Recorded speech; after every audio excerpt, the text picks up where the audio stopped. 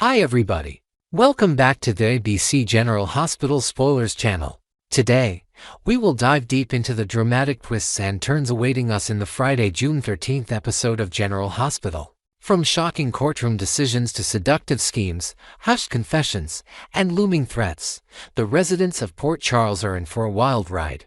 Buckle up as we explore every juicy detail, speculate on hidden motives, and uncover the layers of intrigue that make this episode a must-watch.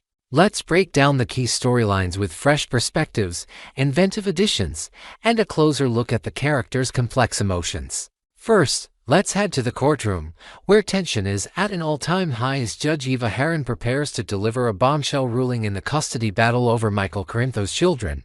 In a stunning turn of events, Michael will walk away with full custody, leaving Sonny Corinthos reeling from the decision. There in the courtroom will crackle with disbelief as whispers of foul play ripple through the onlookers. Sources hint that an insidious blackmail plot orchestrated by a shadowy figure may have swayed Judge Heron's hand. Could this be the work of Tracy Quartermaine, known for her ruthless machinations, or perhaps a lesser-known player with a personal vendetta against Sonny? Whoever is pulling the strings, the fallout will be catastrophic for Willow, whose heart will shatter as she grapples with the loss of her role in the children's lives. As Michael stands stoic, a storm of guilt and uncertainty brews beneath his composed exterior. Did he truly want this outcome? Or has he unknowingly become a pawn in someone else's game? Judge Heron, meanwhile, seems visibly rattled, her stern demeanor masking the pressure she's under. Rumors swirl that she was cornered into this verdict, leaving viewers to wonder what compromising secrets might have forced her into such a controversial ruling. Meanwhile, sparks of a different kind are flying as Cody Bell sets his sights on Ava Jerome in a calculated game of seduction. Returning a pair of misplaced sunglasses to Ava with a devilish grin, Cody will unleash his charm in full force, weaving a web of flirtation that catches Ava off guard. Their banter will dance around shared thrill-seeking tendencies, with Cody playfully suggesting that they both thrive on conquering challenges whether in business or matters of the heart. Ava, intrigued by his boldness, will find herself drawn into the conversation, her laughter echoing through the scene as she extends an unexpected invitation for a private rendezvous. Unbeknownst to her, Cody's motives are far from pure. He's acting on behalf of Christina Corinthos Davis, who's determined to dismantle Ava's connection with Ric Lansing. As Cody lays the groundwork for this risky charade, the chemistry between him and Ava simmers with dangerous potential. Will Ava see through his facade before it's too late, or will she fall deeper into a trap that could unravel her carefully curated life? The stakes couldn't be higher as Cody navigates this treacherous path, balancing deception with the genuine allure he feels in Ava's presence. On the flip side of Christina's scheming, she'll confide in her mother, Alexis Davis, about a golden opportunity she couldn't resist seizing. Her cryptic words will hang heavy in the air, hinting at the elaborate plan involving Cody and Ava. Alexis, ever the protective matriarch, will feel a wave of dread wash over her as she senses the chaos her daughter might unleash. The blackmail situation tied to Ava and Ric is already a ticking time bomb, and Alexis fears that Christina's impulsive actions could detonate it sooner rather than later. Despite her attempts to mask her panic with a calm facade, Alexis' eyes will betray her worry as she presses Christina for more clarity. Will Christina reveal the full extent of her plot, or will she keep her cards close to her chest, leaving Alexis to stew in uncertainty? Either way, the rift between mother and daughter may widen as Alexis grapples with the moral implications of Christina's choices. There's no denying that using Cody as a tool to sabotage Ava's relationship with Ric is a gamble with steep consequences. But Christina seems convinced that the potential rewards outweigh the risks, a belief that might prove to be her undoing. Elsewhere in Port Charles, Elizabeth Baldwin throws herself into her work at General Hospital as a means of escape from the lingering ache of her past with Lucky Spencer. A particularly challenging patient will test her skills, but Liz will rise to the occasion with the poise of a seasoned professional.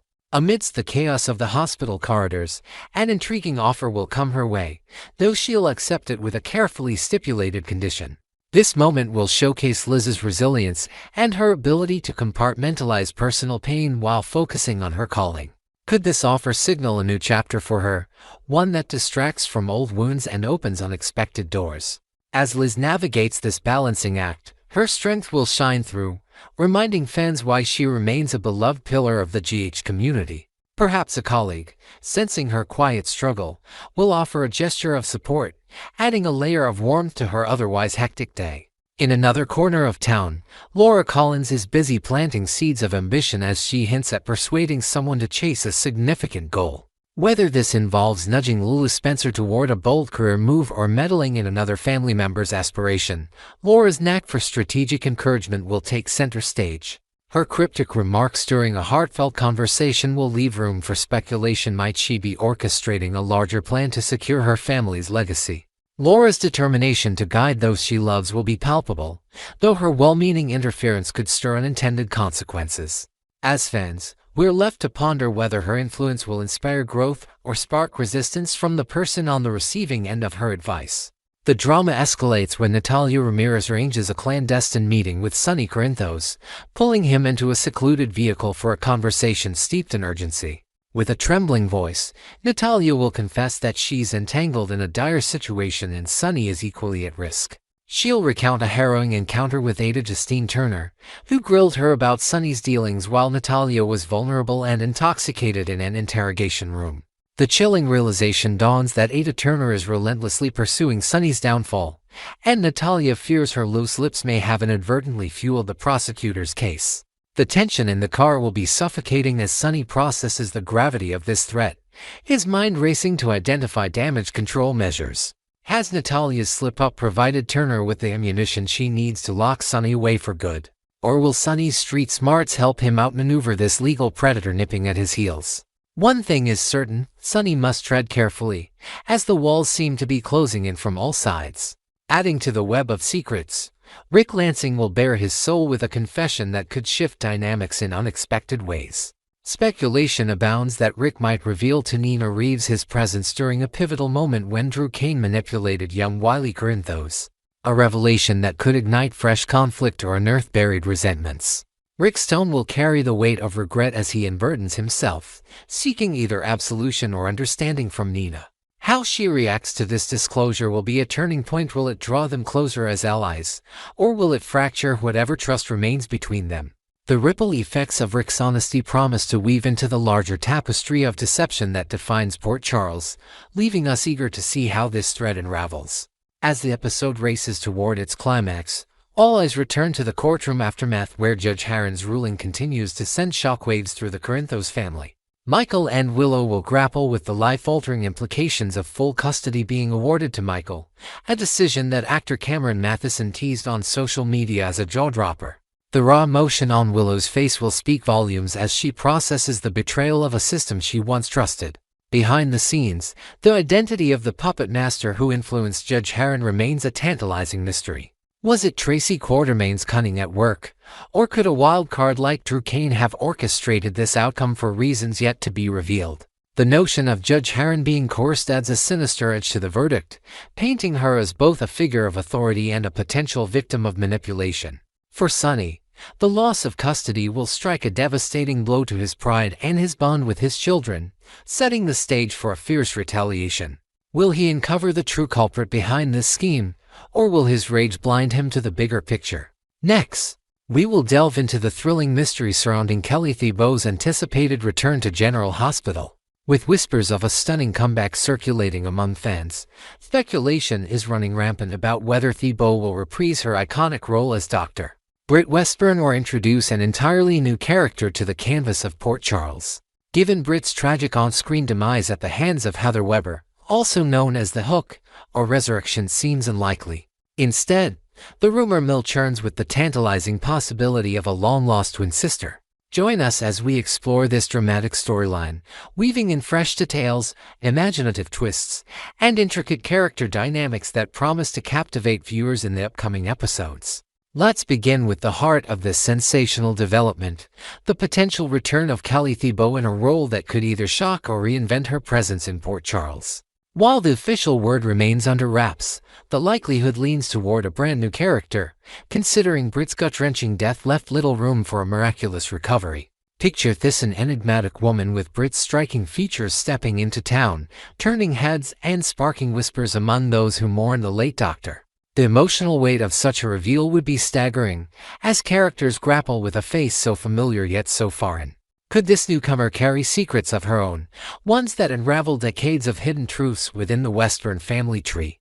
The mere idea sets the stage for a roller coaster of emotions, as Port Charles residents confront a doppelganger who challenges their memories of Britt. This isn't just a return, it's a seismic event that could reshape relationships and ignite old rivalries with renewed fervor. Now, let's dive deeper into the speculative origins of this mysterious look-alike. One compelling theory suggests that Dr. Liesl Obrecht, Britt's fiercely protective mother, might have given birth to twin daughters without ever knowing it. Imagine the heartbreak of Liesl discovering that her joy at Britt's birth was incomplete, as the other half of her legacy was stolen away by the sinister Caesar Faison. In this imagined backstory, Faison, known for his ruthless machinations, orchestrated the separation as a cruel act of vengeance after Liesl concealed her pregnancy from him. His twisted desire was to mold a child in his villainous image, a dark heir to carry forward his legacy of chaos. Yet, even Faison's cold heart faltered under the demands of parenthood, leading him to abandon the second twin to an unknown fate. This hidden history, buried under layers of deceit, would paint Faison in an even darker light, while Liesl's eventual discovery of her lost daughter would be a moment of raw, unbridled emotion mingling joy with the agony of years lost to manipulation. Meanwhile, a serendipitous encounter could be the key to reuniting this fractured family, and who better to stumble upon the mystery than Brad Cooper? Having recently departed Port Charles with a hefty sum from Drew Kane tucked under his belt, Brad finds himself wandering the sun-drenched shores of a remote tropical island, a place where the past often washes ashore in unexpected ways. As he sips a cocktail under a swaying palm, his eyes catch a glimpse of a woman whose face stops him cold. At first, he might rub his eyes, convinced the heat is playing tricks on him, for she bears an uncanny resemblance to his late best friend, Britt. His heart races with a mix of disbelief and curiosity as he approaches, only to find that this stranger has no recollection of him or the life he shared with Britt. The realization hits like a tidal wave. This isn't Britt, but the similarity is too striking to be mere coincidence. Brad, ever the loyal friend, feels a surge of determination to uncover the truth behind this eerie doppelganger, sensing that something monumental lies beneath the surface of her unfamiliar gaze. Driven by a blend of nostalgia and intrigue, Brad could take it upon himself to bridge the gap between this enigmatic woman and the family she may not even know exists. After some gentle persuasion, he convinces her that there's a deeper story to her resemblance to Britt, painting vivid pictures of Port Charles and the Westbourne legacy that might hold the key to her identity. Together, they embark on a journey back to the heart of the drama, with Brad acting as both guide and detective. Their travels are fraught with tension as the woman wrestles with skepticism. Should she believe this stranger's wild tale of mistaken identity? Yet, subtle mannerisms and an inexplicable pull toward Brad's stories begin to chip away at her doubts. Along the way, they might encounter old acquaintances of Brad's who add fuel to the mystery. Perhaps a rogue informant who once crossed paths with Faison and drops cryptic hints about a child lost to time. This odyssey builds to a climactic return to Port Charles, where Brad prepares to unveil this look-alike to Liesl in a moment that could shatter or heal a mother's wounded heart. The reunion, when it finally unfolds, promises to be a masterclass in emotional storytelling. Picture Liesl Obrecht, hardened by years of loss and betrayal, standing face to face with a woman who mirrors her beloved Britt down to the smallest quirk of a smile. Brad, standing by as both witness and catalyst, watches as Liesl's stern facade crumbles under the weight of disbelief and burgeoning hope.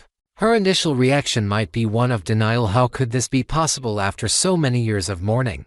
Words fail as she reaches out, almost afraid to touch what might be a mirage. The room will hum with unspoken questions as Liesl demands answers, her voice trembling with a mix of accusation and longing. Brad, ever the mediator, urges patience, suggesting a DNA test to confirm what their eyes already suspect. When the results arrive, revealing a mother-daughter bond that defies logic, Liesl's world tilts on its axis. The confirmation that Britt had a twin sister, a sister she never knew, unleashes a torrent of grief for time stolen and rage toward the man who orchestrated such cruelty. The aftermath of this revelation will ripple through Liesl's psyche as she pieces together the fragmented puzzle of her past. How could she not remember giving birth to twins? The answer, unearthed through whispered confessions and old medical records, points to Faison's malevolent interference. Perhaps he colluded with a corrupt doctor to obscure the truth, ensuring Liesel's memory of that day remained clouded by trauma or deception. As Liesel digs deeper, she might uncover chilling evidence of Faison's broader schema letters or recordings boasting of his plan to punish her by tearing her family apart. Each discovery fuels her resolve to reclaim the bond with her newfound daughter, though the road ahead is fraught with challenges. This twin, raised in a world far removed from Port Charles, carries her own scars and secrets. Will she embrace Liesel as her mother, or will the weight of a stolen life create an insurmountable divide between them? As this storyline unfolds, it will undoubtedly draw their Port Charles residents into its orbit, each with their own connections to Britt and the Westbourne lineage. Imagine the shock on Nina Reeves' face as she encounters this twin, stirring memories of her own tumultuous history with Britt. Or consider how Rocco Falconeri, a young soul touched by the town's endless dramas, might react to seeing a face so reminiscent of a figure from his past. Even Professor Henry Hank Dalton, known for his intellectual curiosity, could find himself drawn into the mystery, offering historical insights into Faison's notorious past that shed light on this long-buried secret. The ripple effects of this twins' rival will test loyalties, unearth buried resentments, and perhaps even forge unexpected alliances as the town grapples with a ghost made flesh. In wrapping up this explosive speculation, Kelly Thibault's return to General Hospital, whether as Britt's twin or an entirely new character, promises to be a game-changer for the beloved soap. The potential introduction of a long-lost sibling, hidden by the diabolical Caesar Faison and brought to light through Brad Cooper's chance discovery, sets the stage for heart-wrenching reunions and fierce confrontations. Liesel Obrich's journey from shock to acceptance will tug at viewers' heartstrings, while the twins' own story of identity and belonging adds a fresh layer of intrigue. What do you think, GH fans? Could Britt truly have had a secret twin all along? Did Faison's cruelty extend to splitting a family at birth? And will Brad's quest for answers heal old wounds or open new ones? Next, we will explore the bittersweet news shaking the General Hospital fandom as Jonathan Jackson, beloved for his portrayal of Lucky Spencer, prepares to exit the show once more. Fans are still processing this unexpected departure, mere months after his return in August 2024, and many are curious about Jackson's perspective on potentially recasting the iconic role. In this deep dive, we'll uncover every layer of this story, from the reasons behind his short stint to his heartfelt thoughts on the character's future, while adding fresh details and imaginative elements to paint a vivid picture of what this means for Port Charles. Join us as we navigate the emotional landscape of Lucky's journey and speculate on what lies ahead for both Jackson and the character he's embodied for decades. Let's start with the heart-wrenching reality that Jonathan Jackson's latest chapter on General Hospital is drawing to a close far sooner than anyone anticipated. Having rejoined the cast in August 2024 after a brief appearance in 2015, his return was met with overwhelming joy from fans who yearned to see Lucky Spencer reclaim his place in the chaotic tapestry of Port Charles. Yet, after only 9 months, Jackson is stepping away, leaving behind a void that feels as profound as the character's storied history. The decision wasn't made lightly. Residing in Nashville, Tennessee, Jackson faced a grueling commute to the ABC studios in Los Angeles, a distance that began to weigh heavily on his personal life. The grind of balancing filming schedules with long flights and time away from home became an insurmountable challenge, especially for a devoted father of 3 who prioritizes family above all. In a candid interview with TV Insider, Jackson expressed deep regret for the brevity of his return, emphasizing that he never intended to leave so quickly after reigniting fans' hopes. His words carry a palpable sincerity, reflecting a man torn between his passion for the role and the realities of his personal commitments. Delving deeper into Jackson's sentiments, his gratitude toward the General Hospital fanbase shines through with every statement. He shared with TV Insider a heartfelt apology for not staying longer, acknowledging the fervor and dedication of viewers who celebrated his comeback with unmatched enthusiasm. "I'm very thankful for their excitement about my return to the show," he noted, his tone brimming with humility. He further elaborated on the unique bond he feels with the GH community, describing their loyalty and love as unparalleled in his career. "The GH fan base is unlike anything I've ever experienced," he admitted, underscoring how much their support means to him. Jackson's appreciation extends beyond mere words. It's evident in the way he wrestles with disappointment over leaving them wanting more. Imagine the quiet moments after filming, where he might have lingered on set, soaking in the familiar energy of Port Charles, where that each day brought him closer to saying goodbye. His connection to the fans isn't just professional, it's deeply personal, rooted in decades of shared history through Lucky's triumphs and tragedies. Turning to the pivotal question on everyone's mind, what does Jackson think about the possibility of recasting Lucky Spencer in his absence? Having originated the role at the tender age of 11 in 1993, Jackson has woven himself into the fabric of the character's identity, despite multiple exits and returns over the years. During his absences, other talented actors Jacob Young from 2000 to 2003 and Greg Vaughn from 2003 to 2009 stepped into Lucky's shoes, each bringing their own flavor to the role. Yet, Jackson's latest departure raises fresh speculation about whether the showrunners will seek a new face for Lucky once again. In his TV Insider interview, Jackson offered a candid and personal perspective, admitting, "I don't really see that happening. I mean, I could be wrong, but on a personal level, I would say, well, that's too bad."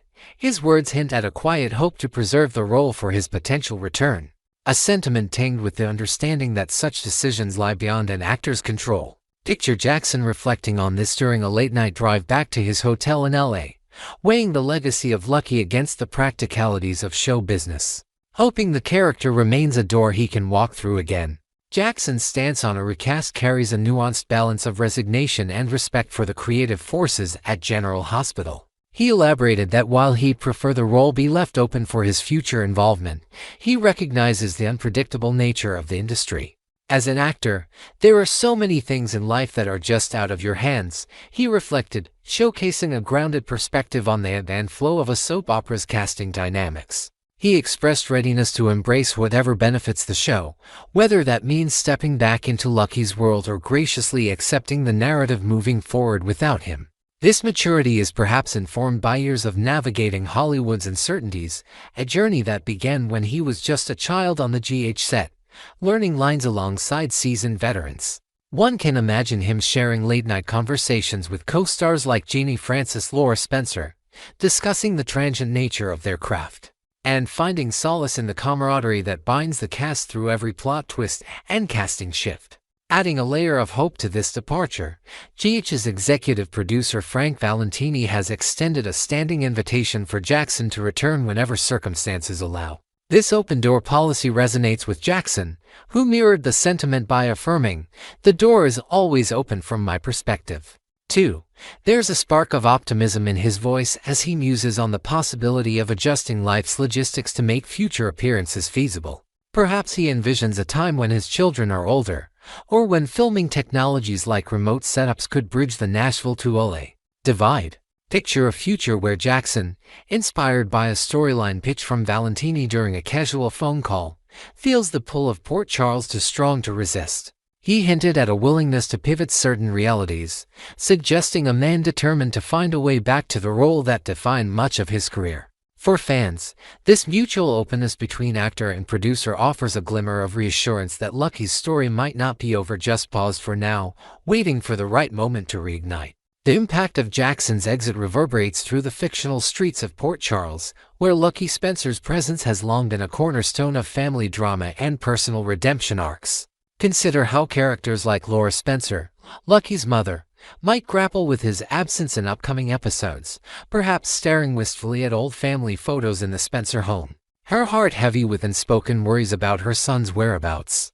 Or imagine Rocco Falconeri, a young figure tied to the Spencer lineage, asking innocent yet piercing questions about his Uncle Lucky, stirring emotional undercurrents in the family. Even peripheral characters, like the scholarly Professor Henry Hank Dalton, might weave into the narrative by offering historical anecdotes about the Spencers' enduring legacy in Port Charles, providing context to Lucky's significance. These imagined scenes underscore the void left by Jackson's departure, amplifying the stakes of whether Lucky will be recast or if the role will remain in limbo, a ghost of potential haunting the storylines.